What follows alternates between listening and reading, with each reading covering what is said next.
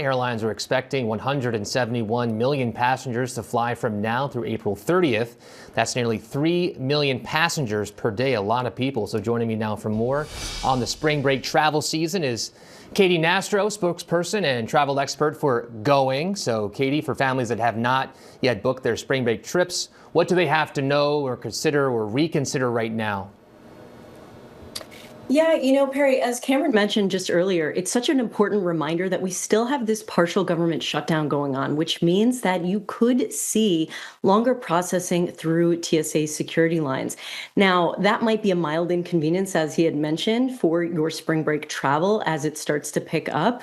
But echoing Cameron's sentiment, really, this is a bigger impact for those workers. So our biggest tip would be give yourself plenty of time and extra if you do have spring break travel coming up.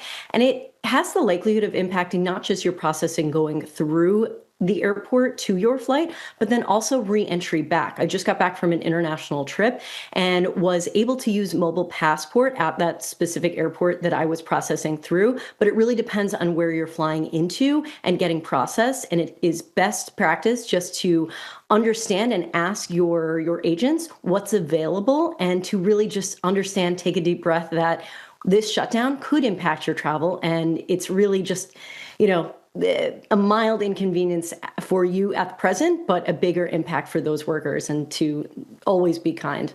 For spring travel, how are prices looking? Any deals left? Yes, there are definite deals up, but our biggest tip over at Going would be to, if you can, try to push out your trip for that back half. Really, spring break is a time period across March and April. And if you can, we're actually seeing better prices year over year in April versus trying to travel or squeeze it in March, specifically for international travel, down 5.5%. Going to places like Jamaica from Indianapolis to Jamaica for only $300 round trip in April versus that sort of $500-600 round trip fare that we're seeing in March. So trying to buck the trends a little bit, pushing it off, as well as we're seeing a lot of increased interest for those beachy destinations like the Hawaiian Islands, as well as San Diego and counties in Southern California like Orange County. Or another piece of advice, buck those trends. Try to go to coastal cities. Think of a Savannah or a Charleston for fewer crowds and better prices. How are rising fuel prices affecting travelers? Yeah, two quick things that we want travelers to keep in mind as we look forward, not just into spring break, but into future summer travels, for example. We could potentially see road trips be more expensive this year as gas prices continue to rise and spike.